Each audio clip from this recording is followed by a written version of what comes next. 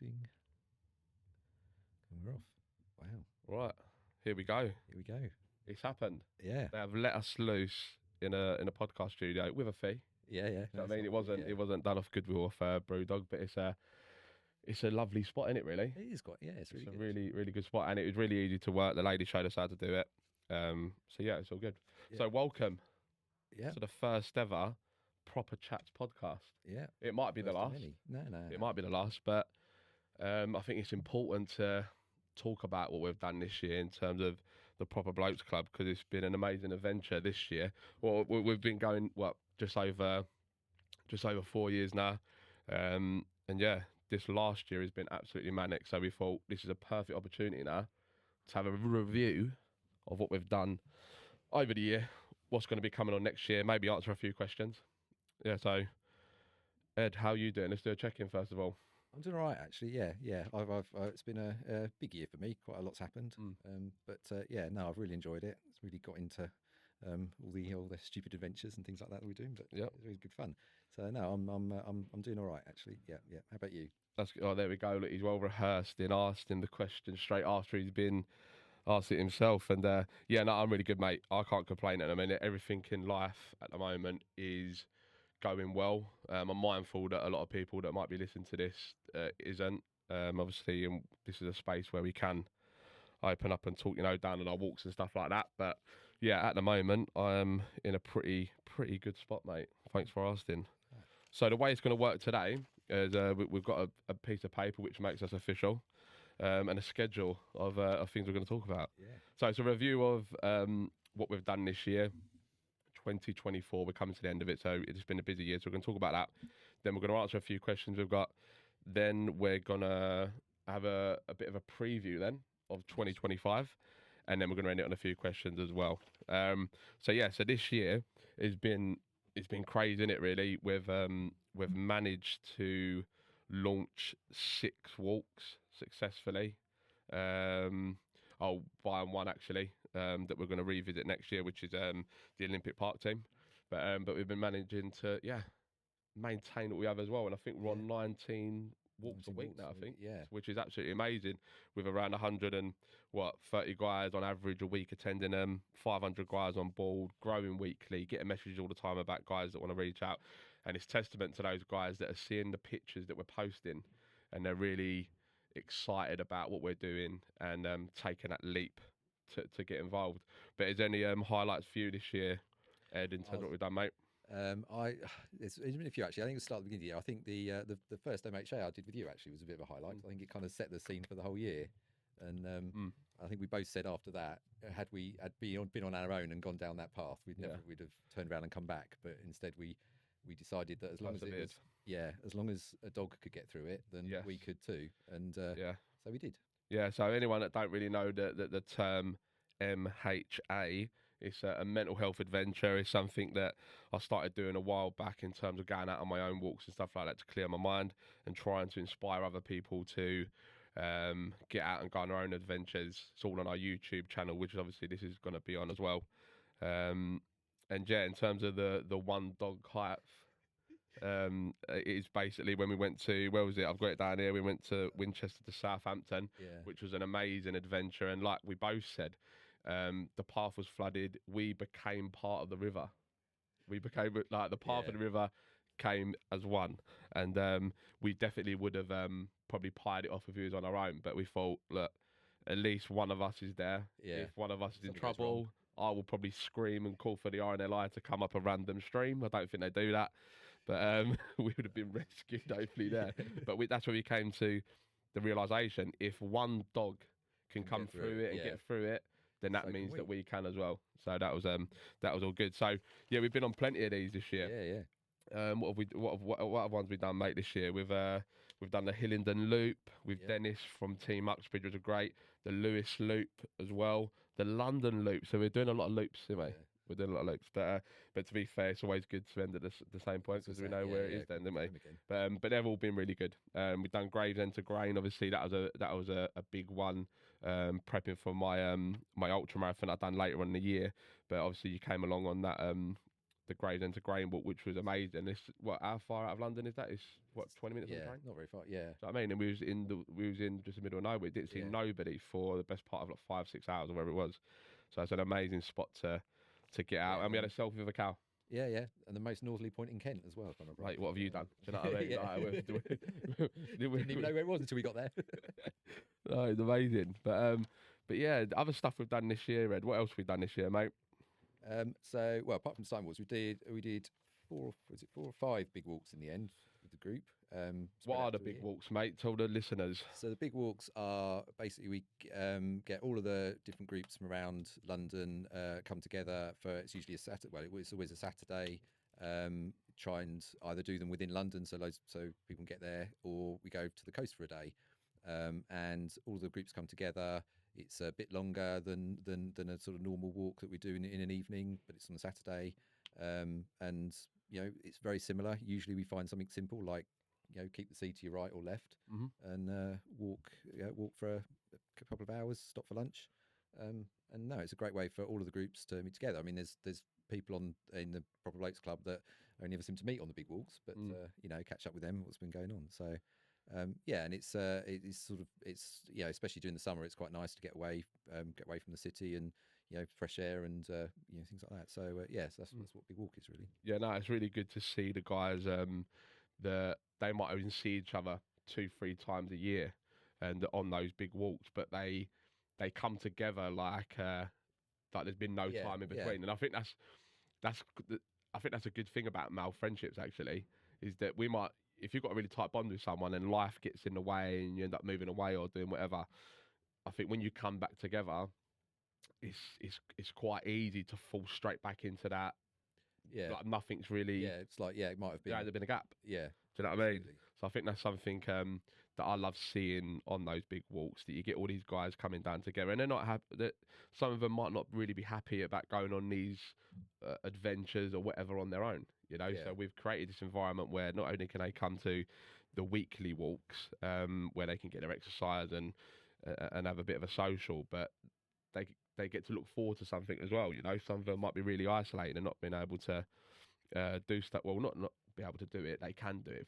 I think a lot of guys have come and they thought they can't do stuff, and they've actually thought, no, we can. Do you know what I mean? And that's what we're trying to do. We're trying to inspire people to take on their own challenges, and push forward. It is more than just a walk.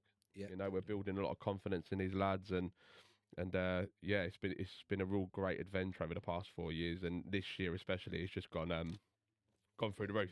But in terms of other stuff that's gone on this year as well, we've done some fundraising stuff, which has been amazing. I've been putting my feet where my mouth is, basically, by cracking on. Obviously, we got the Brighton Marathon done earlier on this year. I've done the SF Experience Challenge in Wales, going up a couple of mountains or something crazy like that, and the Seed Summit one. That was my first ultra marathon as well. And I don't want people to listen to this and think, oh, look, he's boasting about what he's doing and stuff like that. It isn't like that at all. If people could see me looking through here and they can see me on the photos and that, I'm not floating about with a 6-pack and telling people you need to do this, you need to do that. Like, I'm an everyday looking lad. I've got too much timber on me, but I'm still in the mindset of I can rather than I can't.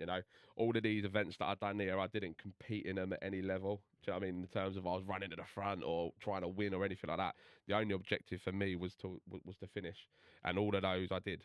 And actually, the last one, the Sea to Summit, where you came with me, I was literally the last person over the line, and literally 5 minutes after I crossed that line, everything was shut down and everyone was in the smallest kebab shop in town. Like, they were waiting for me to finish so they could have their dinner. Me and Ed was in there, and all of a sudden a load of staff piled in the smallest shop ever. And I think we made that geezer's business go through the roof that day. It wants everyone back next year. But the moral of that, like we just said, is whatever you do, you know what I mean, just challenge yourself. We need to stop looking at other people, right, and saying, oh, I want that, or if I can't have that, then I'm just going to give up. You know what I mean? We're an individual, right, and we've got our own challenges and stuff, and we've got to persevere and push forward on those. So Is there anything you've done this year, Ed, that you've used that sort of mindset a little bit, mate? Well, definitely the last thing that we did, the fundraiser. We went to all the football clubs. I forgot. I just forgot about that. I know. Yeah, I forgot about that. It's ridiculous. I know. Yeah, because that was a real challenge for me. Well, it was a challenge for both of us. It was. I started, really enjoyed it. A few people came along, but I just remember being at QPR. It's about halfway along, and just thinking, how are we going to get round? Like, we're both tired out. Yeah. And it wasn't a case of, we need to stop. It was just like, I don't actually know how we're going to do this, and it was literally just keep going, and we did. One foot in front of the other, One right? foot in front of the other. One foot in front of the other. It wasn't. We really broke that challenge down, and I think that's another thing that we're using a lot more. And we try and not preach in the groups, but try and tell people is that whatever the end goal is, that's your end goal, right? But you've got to take it in bite-sized chunks. If we said, right, what was it, 65 miles and then 100 kilometres, right, that within 24 hours, and didn't think about nothing else of it, that would become too overwhelming. We might have gave up, or we might have just thought, that's too much. Yeah. But we were just saying club to club. Yeah. You know what I mean? And one foot in front of the other. And we did get there. Whether we was a little bit broken at the end, I don't know. And I remember vividly that point at QPR where you was lying down. I posted a photo up to show people the toll that it was taking. And but he got up. He rise like the phoenix, and he just. I'm just thinking of another story along those lines. Yeah, we'll leave that one for another day. Another day. That's you get another exclusive if you like this one. But no, it was a great testament to obviously the not give up attitude, right, and just really practicing. I think that's what we've done well this year. I feel a lot of lads have taken on board the message that we're trying to do, and they've really implemented that in their lives, and they've actually thrived from it. We say to lads, try and lock it into your week. Get down to a walk, right? Don't if nothing happens after the first week, 2 weeks, 3 weeks, 4 weeks, and your life ain't changed, ask yourself the question why. Are you committing to conversations? Are you getting to know people? Are you letting your guard down a little bit? Are you locking this into your week? Because if you're not, then you're not going to reap the benefits of what we do. No. Do you know what I mean? And those guys that have locked it into their week have created lifelong friends out of this. Definitely. You know what I mean? And other stuff in their life, whether it's work or the personal challenges or whatever it may be, have all improved. Yeah. I mean, I'm my work did. I think a lot of people know. It's actually a year today. I quit my job. Well done. Congratulations. Got another one. And I think having that confidence to be able to go off and do that, but also to be confident that what I was about to do was going to be the right thing for me, and not doing something because that's the next stage or something like that, and really being able to kind of go, no, this is the right job for me.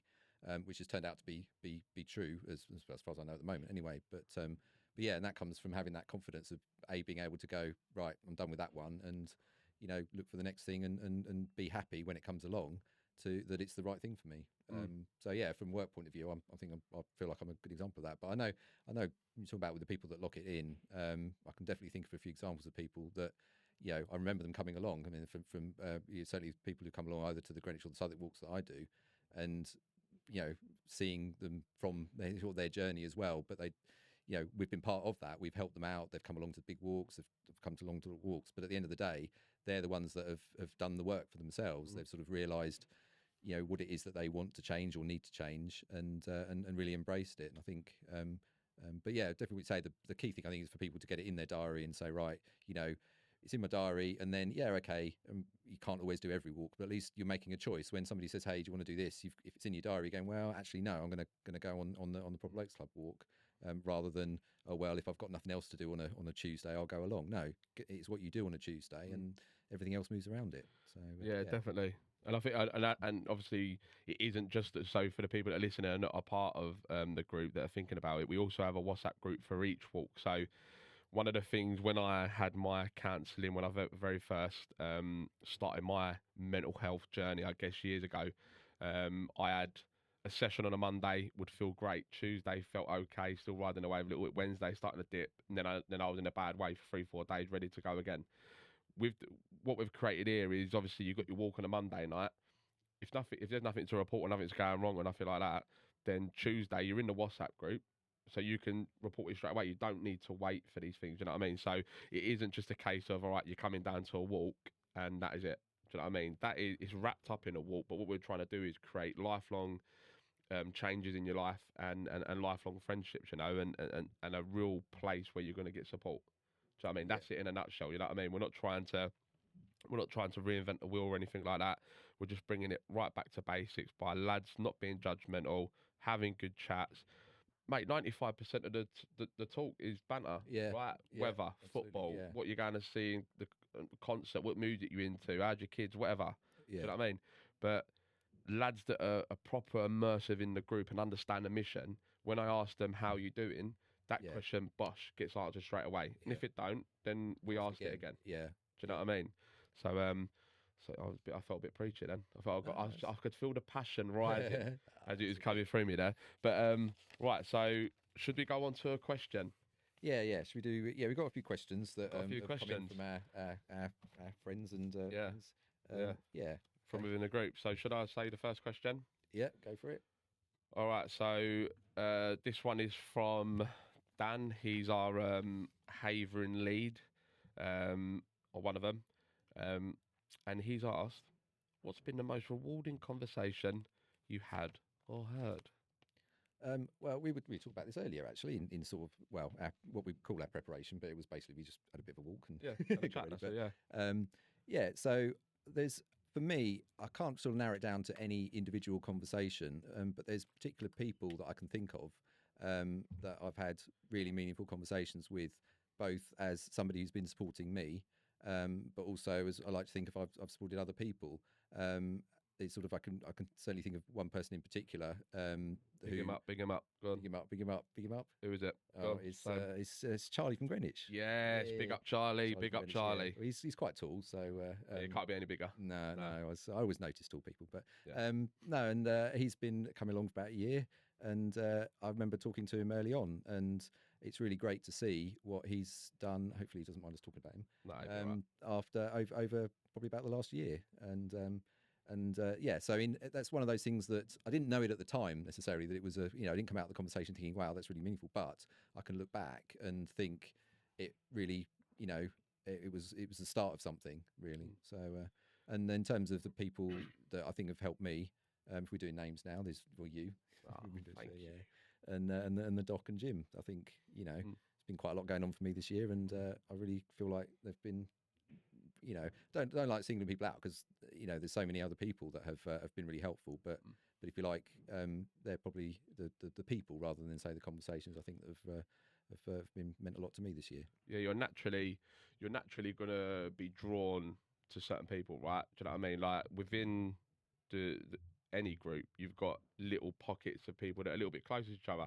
Absolutely fine. Do you know what I mean? That's just the way life works, right? Yeah. Like, but the good thing I find is that these guys that come along, we would never mix in the social. Even me and No. you, like I don't think our Yeah. social circles are ever met, and that ain't because there's nothing wrong or nothing like. It's just Yeah. they just wouldn't come together. We said that when we were in the Lake District, wasn't it? It was just like both of us were like, how did we end up? How did Yeah. two people with quite different backgrounds Yeah. end up We're on the side of a mountain? Yeah, outside the mountain. Yeah, we're a great example of a melting pot of society. Yeah. That's it. So everyone's Exactly coming right. together, and we find a common ground, and we just get on. Do you know what I mean? A lot of people just get on, and it's great to see. Like now, obviously, this is the festive period. I'm getting pictures through of the lads going out on their Christmas meals. Love it. Do you know what I mean? Yeah. They're going out, seeing each other's families, going football together, Yeah. just loads of extra stuff. Yeah, the walk's locked in for those that are involved and they're committed to it and stuff like that. But then all the other stuff comes off that, just natural stuff. You know what I mean? It ain't the case of where they say, "Oh, Scott, am I allowed to talk to these people on a Wednesday? Do what you want." Yeah. Do you know what I mean? You're adults at the end of the day. Just crack on. Do you know what I mean? But it's great to see that's that type of thing. And obviously to just add on to that as well, the conversations I've heard, not so much of the content, but when I go around to all these walks and I take a step back and I'm looking at the guys as they're walking along and they're just chatting away. Do you know what I mean? I think it's Yeah. I think it's really rewarding seeing those guys. Just they never knew each other before Yeah, this no, group, absolutely. and like you said, like society wouldn't have brought them together naturally, and we've created this artificial environment, where they've come together and they've created a mate for life. Yeah. That's great, right? Yeah. That's really Absolutely. good. No, I hope that answers your question, Dan. yeah. Damn. All right. So yeah. So we've got one from Adrian. He's now he's going to be helping us in our new Surbiton walks. So the stuff we're doing in Kingston. And this actually leads on to probably a bit of an exclusive. Well, we can tie into this. So we've recently started a partnership with the London Borough of Kingston to start up some walks within the borough to try and improve the lives of men within the borough. And so far, it's been successful in Surbiton, and meeting Adrian from there. He's done a great job coming every week, committing, locking it into his week, and he's an all-round top bloke, right? So the question was, how many groups do you want to set up, right? So obviously, the original mission of this organisation, I guess you could say, was to start up one walk in every London borough, so 32 walks. So it was meant to just be for Londoners at the beginning, but obviously now we've got to the point where we're setting up multiple walks in each borough. So how many groups do I want? The number's endless, the number's endless. But to add a bit of exclusive content onto that, so this is a bit of a review into next year, a little bit of exclusive. So me and Ed, I was out this morning, Friday the 13th, and we was on our way to Chesington. So Team Chesington will be launching in January, which is part of Kingston, obviously, the next part of the project we're doing in that borough. So that will be happening. But we'll tell you some more exclusive stuff after this. I hope that, hopefully, that answers your question, Adrian. Yeah, as many as possible. Basically. As many as possible, yeah. Should we do another question? Yeah, do one more question. Let's do one more question before we go on to what we're going to be doing next year. Yeah. So, right, let's have a look. So this is one from Ian. He's our lead down, one of the leads down at Streatham. All round top bloke again. Yeah. Ed, this question I'm going to direct to you. Okay. What is the biggest challenge you've overcome in your sort of mental health journey? I think for me, there's something that's sort of ongoing. Is I feel like my sort of recent mental health journey over the last few years has really been sort of understanding what it is that I like to do and not trying to do things that I expect people expect me to do. And as a part of that, I do quite often feel like I missed out on a lot. I'm in my 40s, and I feel like I spent quite a lot of that life not really being me and trying to keep everybody else happy and things like that. And I still find that when good things happen, and loads of good things have happened this year, I still do find afterwards there's that bit of my brain that goes, what if it doesn't happen again? And even now, I still find that those thoughts come along.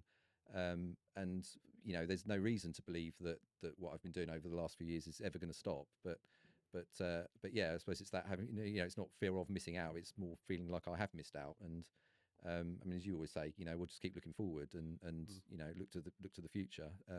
So that's something sort of, I think, personal to me and maybe specific to me. But yeah, I do still, that's probably the biggest thing of telling myself, not just trying to cover it up or cope, as we were talking this morning, but it's more just, being okay with it and looking to the future and finding the things to do that mean that diary's full and got loads of other things to do, and it becomes less of an issue. It's not covering up. It just, it's looking forward all the time. So yeah, I think definitely a lot of people can probably resonate with that. Just to sort of add on to that a little bit personally, to myself, the biggest challenge, I think, and this is just for men in general, is just even getting to the point of starting the conversations. Yeah. And listening as well. Do you know what I mean? There's a perfect example. I walked the other night. I posted it up on our other social channels that I had a conversation with a lad who's fairly new to the group, and he asked me how I was doing. Now, at the time, I was 90% good. There was something going on in my life that was bothering me that day. And I thought, well, you got to practice what you preach here, right? So I told him. I said, like, what was going on, not in too much detail, just enough so he understood what was going on, and sort of it helped me by talking about it, And the exact words at the end was, I don't know how to respond to that. And I said to him, well, that's what we're trying to change, right? Because any lads that are listening to this, don't go into any conversation with anyone wanting to fix. I think that's it is a proper male thing to do, Like, I don't want anyone telling me anything because I might not know how to fix it. Don't worry about that. Yeah. Just lend your ears. Do you know what I mean? Don't be judgmental. Don't say grow a pair. Don't say any of that rubbish, because that only makes people go backwards, Just be a supportive friend, family member, whoever it is, and don't worry about fixing. You know what I mean? I said to him exactly at the end of that, I said, what you've just done there is what we're trying to fix. And then literally, because I asked him a bit before that, like, how's he doing? And he sort of gave me the generic, it's all right, just work and stuff like that. And then he asked me, and then I told him that. As soon as I told him that, and then he opened up for about half an hour after that. Do you know what I mean? He needed it. That's what we're about, He needed it, and what he was talking to me about is what a lot of lads feel, that they think, oh, it's not really a problem. Do you know what I mean? Oh yeah, I got a bit of money problem, got a bit of stress for the missus. Other people's problems are bigger than mine, so I should deal with mine because it's not as big as someone else's. Yeah, but once you remove that fixing mentality, it doesn't matter because you're just listening. Everyone's problem's relative to them, right? Do you know what I mean? So personally to myself, and I think that was a good message to put across, is that one of the biggest challenges, especially for men talking about mental health, is the fact that they're worried about probably what they're going to hear. Yeah. Do you know what I mean? So just remove the fixing element of it, and for me personally, just getting to the point where I could actually talk about what was going on, you know. Yeah. And even to this day, like it's helped me out massively, even recently, you know. And yeah, that's what I preach. I don't like preaching, no. But I think that's a good thing to preach. But we'll come back to some more questions. Thanks Ian for that question. Yeah. Once again, an all-round top bloke. So we're going to go on to. I don't think it's on this page, is it? No, it's not. So this is prep for next year. So going into 2025, we want to obviously grow. We want to maintain what we've got. Mainly, you know what I mean? Because we can't grow and then lose. That don't make no sense. So we've got to make sure that what we've currently got, that we're maintaining that and still growing them. And big shout out to all our walk leaders. Obviously, Ed is one himself for Team Greenwich. Without those guys, I wouldn't be able to grow this, or we wouldn't be able to grow this as an organisation, and in turn help more people. That's what it's all about. You know, the bigger we grow, the more people we help. So big shout out to all those guys. So I guess an exclusive would be, we've said Team Cheserton. There's going to be one more walk within the borough of Kingston. We're going to be doing a little bit later on in the year, that we'll tell you more about that later. Team Roundshaw is a new one that's going to be starting January the 20th.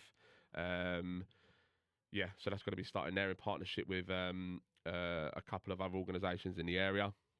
So that's going to be really good. What else is going on? We've got some more big walks that are coming up. Yeah. And this January we're going to be launching a challenge that we're going to post out on socials for everybody to get involved. And this one is going to be to walk, cycle, run, go to the gym, whatever it is, a mile a day. Yeah. Now, whether that takes 10 minutes or an hour doesn't make any difference. That is definitely doable for everybody that's listening here and everybody on our socials. And the idea behind that is just to kickstart your year with a bit of physical activity. We'll all be doing it.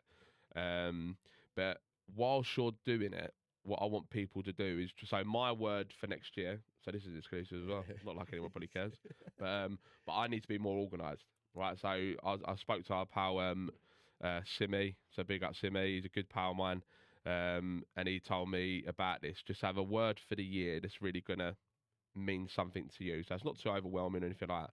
So organised is going to be mine. I feel like there's a lot of things in my life that are going okay, but I feel if I was a lot more organised, I could achieve a lot more. All right, so for that month, whilst I'm doing those miles, I'm going to be thinking, how can I make my life more organised for the remainder of that year? How am I going to make my life more easy? How am I going to use my time more effectively? Time is the real wealth, right? You know what I mean? We spend too much time doing stuff we don't like. So whether that's work, obviously that's locked in, but going home, spending too much time on socials, just spending unnecessary time down the boozers or whatever, just wasting time and money. Can we try and think about how we're going to spend that time a little bit more effectively? Do you know what I mean? So that's going to be the first challenge of the year. What else are we doing next year, Ed? Anything else you're doing that you think of? Well, so we've got the first big walk, a pretty good idea. Kev's going to do that one. And so that's going to be a North London based one, I believe, at the end of. Well, I think we haven't got a date. Obviously, we will do soon. But yeah, probably sort of end of Jan, early Feb. But yeah, we've done enough down in South East London. So yes, so we're heading to North, aren't we? Yeah. But hopefully, depending on how well this one does, we could potentially be doing some more of these. Because I think this is a great way to spread the message of what we're doing. Obviously, there'll be a lot more mental health challenges and stuff like that that I'll be doing personally to raise the profile of the group and raise the profile of the everyday bloke, getting out and getting active and cracking on.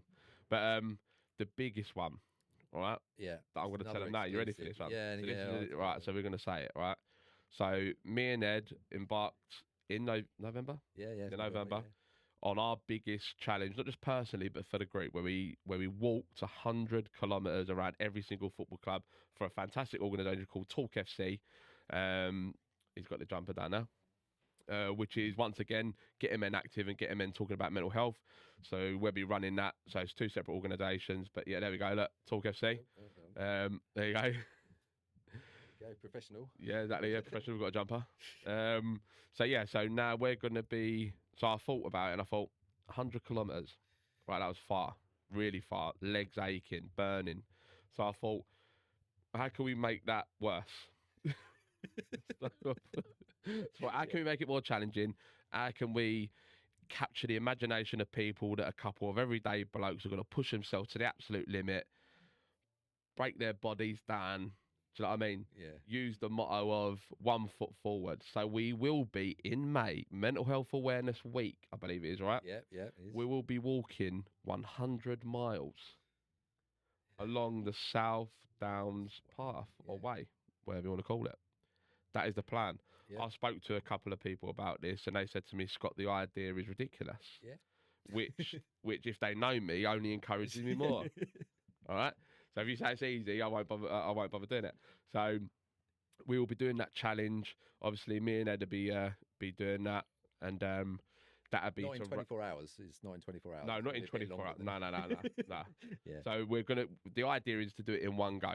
Yeah. So that's going to take us over 2 days. Yeah. So it's going to be a big challenge, physically, mentally, spiritually, and all the rest of that malarkey. Yeah. It's going to be a tough one, but what we're going to be doing for that is obviously raising awareness of the group. It'll be a fundraiser for the group and stuff like that to allow us to do stuff like this and allow us to spread the message about what we're doing wider and further. So that's going to be the next big one. And there is one, I'm just going to leave this out there, Project 32, and that's going to be November. That's going to be probably November, spilling over into December. So just remember that's going to be a tough one, but that's going to allow us to spread the message across the whole of London. There's your clue. I'm not saying no more about it. No. But I'm trying to think what else we're doing this year, Ed. Oh well, we've got stuff planned in, but as I say, we're going to, yeah.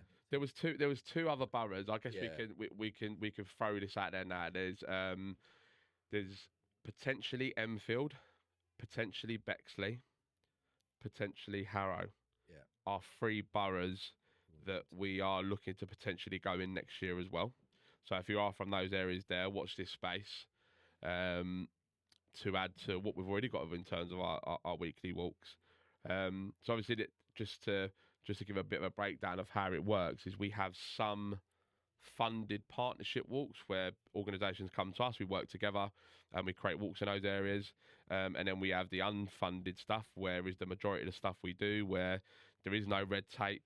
We literally we identify an area, we go into it, we do the recce, the walk, we get it posted on socials, and we get helping lads in that community, which is the easiest way of doing it. So you avoid all the noise behind, you need to do this. The reality is we just want to get more men talking.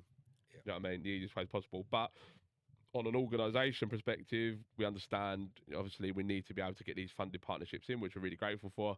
That allows me to be full-time in this project and help it grow, obviously with the support of Ed and John, fellow directors of the organisation, and then the 20+ walk leaders we have week in, week out going to the walks. So big shout out to them again, because it wouldn't have happened without them. But yeah, what else? I'm trying to think what else we're doing next year, mate. Well, I think we are going to do some big walks as well. 3, we're thinking of probably. Yeah, so we're going to do 4, aren't we now? Yeah, 4. A couple of coastals, couple of London-based ones. We have no further information on them, but hopefully if we do another one of these, we can give you more content on when and where those will be. But obviously that'll be on our social channels. We are on Twitter or X, Instagram, Facebook, TikTok, and YouTube. So please have a look at all those guys, and give us a follow. It's not a popularity contest. It's just the way the world works. If more people follow us and share our content, the more people will find out about what we're doing.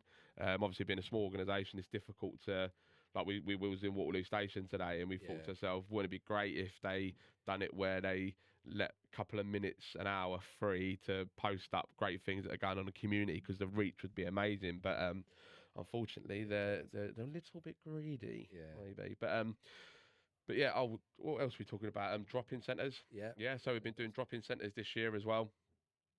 They've been good. They're another way for us to reach more guys that need support that might necessarily be physically able to attend walks or might not be comfortable coming into a group setting straight away. So they get to come down to these to have a chat as well. They've been going pretty well, and we're trying to do more stuff during the day because we know that unemployment is quite high. Loneliness for slightly older guys is high.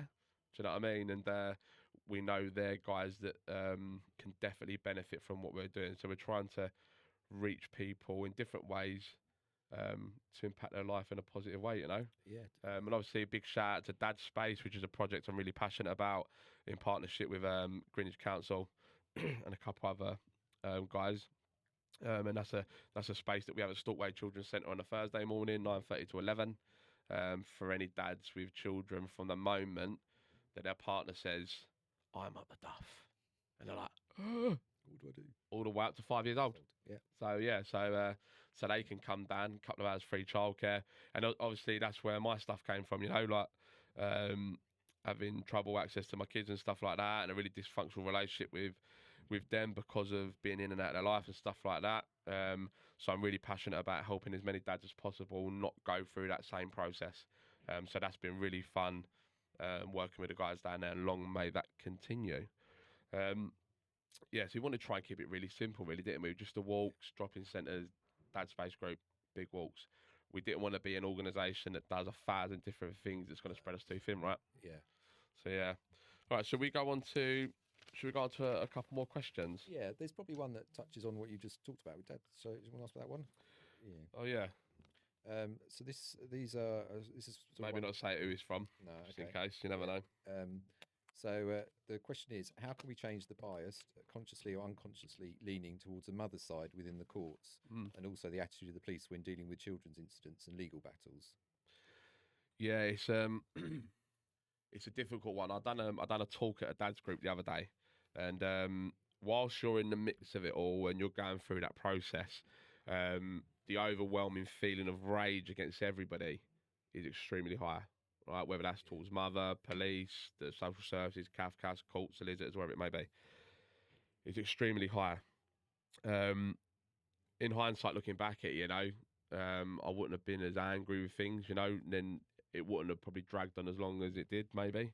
So it's a really difficult question to answer, because how do we change people's opinions, you know, other than just keep having these conversations, you know, and hopefully they understand it.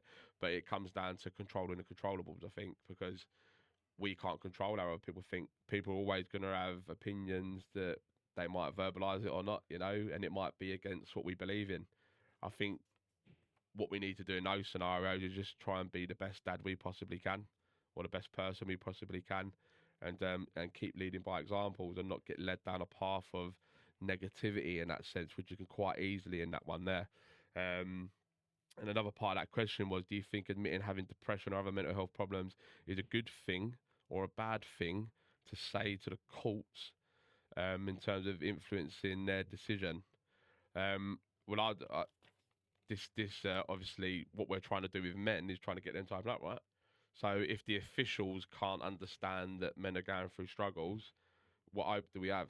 Do you know what I mean? If I go into a court system and say me not seeing my children is affecting my mental health, and then they say, all right, he's not fit now to be in his kid's life, that's backwards, isn't it? Definitely. Do you know what I mean? We need to be in a position where we can openly have these conversations with the professionals or not. And obviously it says here where they see a risk factor in it. Well, the reality is, if there's no previous evidence of risk involved in a child case, do you know what I mean? I don't see why it should stop you seeing them. You know what I mean? Like, because it just comes to a he say, she say sort of thing. If you've got form in terms of you've been abusive before, or you've done anything stupid, or you've got a long criminal record or something like that, it's up to those people to look into that properly. But when you've got two people that are saying two different decisions, I sort of empathise a little bit with the judges and stuff like that, because that's a difficult position to be in, right? Yeah. So yeah, they've got to work out. They've got to work out without spending ages and ages and into all the details of actually what's the best thing for everybody. It definitely, yeah. And I went into, I'm not going to say my mate's name and that, but I went into a court when was it? Probably about 3 or 4 months ago, and I don't know if they've changed the way they're doing it now, but literally went into the room with the X. They had it out in there. They came out the room. The judge said, "Go to the mediator," which was based in the court. Yeah. Half an hour with the mediator, went back in, had an order signed. He's now seeing his kids happy days. Good. Do you know what I mean? Like I Yeah. was going, like when I was going through that, it was going to the court. They say you done this right back in 6 months, prove you didn't do it, and then go again another allegation. Before you know it, you ain't seen your kid in 2 years or whatever it is. You know what I mean? It's ridiculous. But hopefully now we're moving on in time. These people are a little bit more open to have these conversations and a bit more understanding. And if that is the case, the way the courts are working in a minute, where we can try and get all these cases that don't necessarily need to drag on that long and get done nice and quickly. If they're doing it like that now, then that's a massive step forward. But I can only talk on that specific one there because I don't know what they're doing in other courts. But that is definitely a way forward rather than having years out of your kid's life for no good reason whatsoever. Do you know what I mean? Which is unfortunately what I had. But yeah, that's a podcast on its own for another day. Yeah. But, hopefully we'll have more of yeah. Yeah. Yeah, you never know. We'll get some other people talking about it because it's a big topic, you know. What other questions were we going on? So maybe we can go on to the one Steve put. Yeah. So where do you get your ideas and inspirations for your MHA walks, your mental health adventures? To be fair, there's not really rocket science about it, is it? You know, like when we've done it before, it's a case of looking at the map. Where can we go? Yeah. Where have can we been get before? to in a certain amount of, from London and do it in a day. Yeah. Yeah. Don't overthink it, I'd say. You know what I mean? Like, I'm quite lucky in the sense at the moment because I can sort of mould my week around how I want it. So I can maybe have a day free where I can just get on a train and see you later, or a bus or whatever to get to somewhere. But they don't have to be like what I'm posting. Do you know what I mean? So I post my ones, they're all over the place and stuff like that. But you can have your own little adventure on your doorstep. So, I mean, I'm not saying literally on your doorstep. I mean, there's not going to be much going on there, I would have thought. But like around your own area, London, if we're speaking London specifically, is there's so much greenery around there. So many amazing parks. You've got obviously the River Thames straight in the middle of it, and London Loop around it. TfL walks are amazing. So in terms of how I pick them, it's just literally I look at the map really and try and find the cheapest train travel to get there. But yeah, don't overthink it. And it's like coming down to our walks as well. Like we get guys that wait a year before coming down, and now they're stuck into obviously yourself, mate. You're in a similar boat yourself. But yeah, don't overthink it. Get yourself some fresh air, you know. Yeah, I think for me, I was lucky enough to have a bit of time off at the beginning of the year, but I think the key thing is getting the time for yourself to do it. It's okay, whether it's you take a day off or an evening or something like that. I think the key thing is, if you're going to go on some walk like that, is that you kind of ring fence it. It's your time. You don't put yourself under too much time pressure.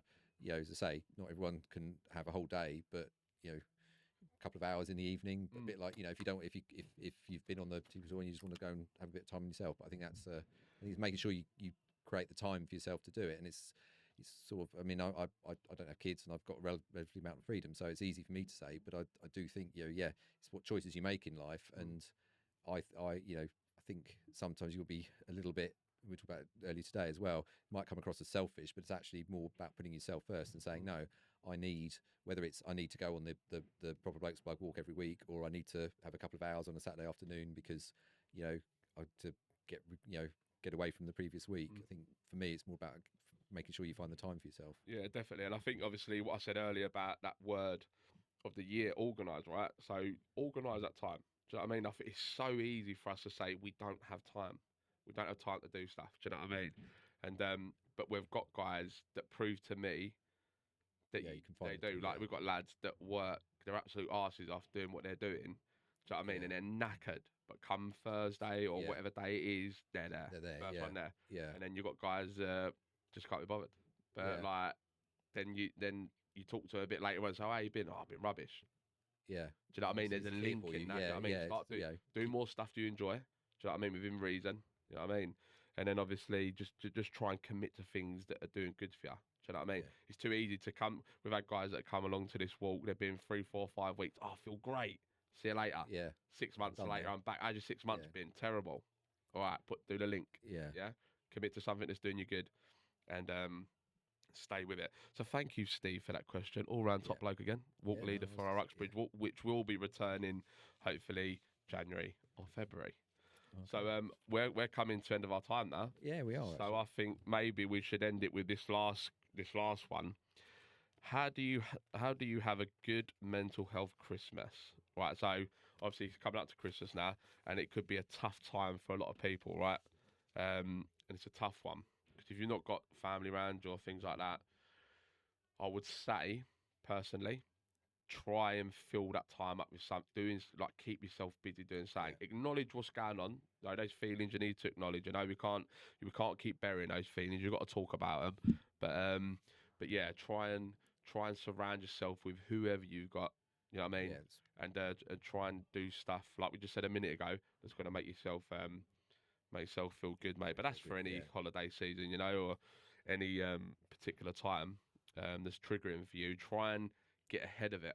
yeah. You know what I mean? Christmas ain't a shock for everyone. Oh God, this No, Christmas. no. We know Yeah. December 25th. Along. Yeah. Yes. I think you forgot the date then. Right, December 25th, Christmas is coming every single year, guys, while we're on this planet.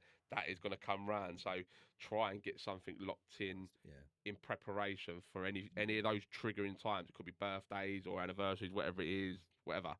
You know it's coming up. Get something locked in that time to sort of occupy your brain a little bit. But always acknowledge it still. Do you know what I mean? But yeah, what do you reckon? This morning we were talking about it's the difference between sort of coping.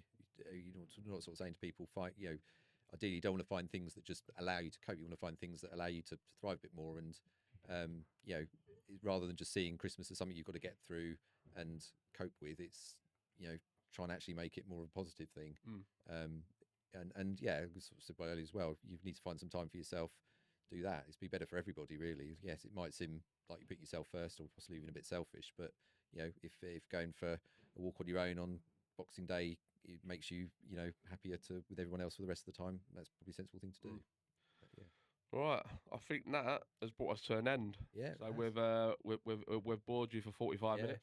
Do you know what I mean? So at least you can do is give us a subscribe if you're listening to it on YouTube or any other platform that this amazing man, our technician, he's going to place us everywhere. Well, we'll find out. It might be silence. It might be 45 minutes of silence. When we get back. You never know. Yeah. Like that. Yeah. So give us a follow on all the socials, guys. Any lads that want to get down to our walks, please do. Don't hold tight too long. The website is a yes. So we've got a brand new website that we've just launched as well. So check that out. That's really smart. Thank you to Sir Ian Lavis. Yeah. So he's been knighted now officially. I don't know if we get in trouble for that. Like pre-knighting anyone? No, we'll see. If the king gives me a message, then I'm sorry. But yeah, top man Ian, team leader for Wallington, for helping me out with that, and he done majority of the work of his partner as well. They've done absolutely amazing and making that look great. So check it out. All the information's on there. But if you do have any questions, don't sit on them. Yeah, just message me straight away when you have them in your head, and hopefully that'll reassure you and get you down on the walks. You know, because they are a really good space. Even if it's a case you come down and you think, oh, it isn't for me, but I've got confidence now to try out new things, use as a stepping stone, and a platform to go and start your positive life journey somewhere else, but hopefully you like where you are, and you stay with us. You're more than welcome. Yeah, definitely. Any closing out messages, Ed, or what do you reckon? No, it's a echo that really. Yeah. Don't hesitate. Don't hesitate. Come down. Don't overthink it. We're all the walk leaders. We're all welcoming. I mean, I can go back to when I first went down there. It was all very scary, and now I'm the one welcoming people in, and we all are. It's like Jim Downett. So I can't. I'm sort of all of the walk leaders are all very welcoming because we've all been there. We all went the first time. Don't overthink it. Go down. It's not complicated. We go for a walk and have a talk. And exactly. You say don't have to. There's no pressure at all. First time you come down, just don't have to say anything at all. But hopefully that will be the start of being able to open up. Definitely. Maybe a bit of a couple of myth busters before we end, because I think people have a preconception of stuff. I can assure you now that we are never in a circle or any shape other than side by side. So you don't need to worry about any pressure being put on you to talk about stuff you feel uncomfortable with. if that's the environment for you, there are plenty of great organisation out there that do that. We're just not one of them. We do our things slightly different. There will be no awkward situation where you're asked how you feeling in front of everybody else. That could be putting off for some people. That was for me at the very beginning. But yeah, we don't do that at R1. There is no pressure to talk about stuff that's bothering you on the first walk, second walk. The conversation is led by yourself, whoever you're talking with. And like I said, 95% of that will be absolute rubbish that we usually talk about, but just general chit chat. Yeah. And then hopefully both guards will be let down enough to have a good conversation and talk about what really matters. Is there any other myths you feel we need to? Well, as we walk, it's not too energetic. Slow pace. Nice slow pace. No man left behind. Definitely. Yeah. Usually around an hour, I'd say about 3 miles tops. Some of them are slightly longer, slightly shorter, but manageable. Yeah, and certainly if we do anything a bit long, it's one thing we're always conscious of making sure that you know people are either there's no, I think there's a post, I can't remember, it's a post you did a while ago, I think we'll pull out again, that's got all the bullet points about that. So, but I think they're sort of the main ones really. I think people are worried about what we're talking about. I think people are worried about how far we're going and stuff like that. So hopefully that's answered your question. It's very, very much accessible to majority of people. So yeah, and there's the drop-ins as well. There's plenty of drop-ins if the walking reason, injury. Get on the website. That's all going to be updated before the end of the year, hopefully, with all the locations next year where our drop-ins are and stuff like that. Because we're going through a process of changing what we're going to be doing next year for the drop-ins. But that is obviously a space where you can come down if you don't feel comfortable coming down to walk, or you're not physically able to. And that gives us a reach to those guys as well. And it is unlimited free tea and coffee at no charge, and some biscuits. It saves me eating them. You have to get there quickly for the biscuits, though. You have to get there quickly for the biscuits, because once I've opened the pack, I am known to eat them all. Yeah. But yeah, please come down, lads. All right. Well, to be fair, I feel that's a bit. I'm not here to recruit. Say when we do the talks, right? We're not here to recruit. If this podcast has inspired you to go on your own adventure, we've won. Yeah. If it's inspired you to come down to our stuff, we've won. If it's inspired you to text a mate you haven't heard from a long time and start a conversation with a loved one or a friend or whatever it may be, it's one. All we're trying to do is get men having these conversations. And if we can get them more active as well, absolutely brilliant. Yeah. But you are obviously more than welcome to come down to all our walks. So that's it for today. So if I say to you guys, have a Merry Christmas, that's putting pressure on Ed to get this out before then. Yeah. But if not, then Happy New Year. Happy 2025. Happy 2026, 27, whatever. I was going to say, we'll be putting a bit on the end going, we've already done that. Yeah, exactly, yeah. No, get that out soon. So we're hopefully, obviously when you'll be seeing it. But if you do like it, please put in the comments, and if you want us to do some more, send us questions. Great. Send us more questions. You know what I mean? Like it's all for you guys as well. Although it's been great fun doing this today, we would love to carry on doing this throughout the year and have a little series of them maybe. But yeah, let us know what you think. This is our first one, the first ever Proper Chats episode on Friday the 13th. Yeah, taking a risk there, isn't it? We're taking a big risk. Have we pressed record? That's what we'll find out soon. Yeah. So there's a red light on. I think that's a good sign. Yes, there's a good sign. Red light on. Yeah, do not press it. Right. Thanks everyone for listening. Cheers, really appreciate it. And give us a follow on all those channels. All right. Thank you. See you later.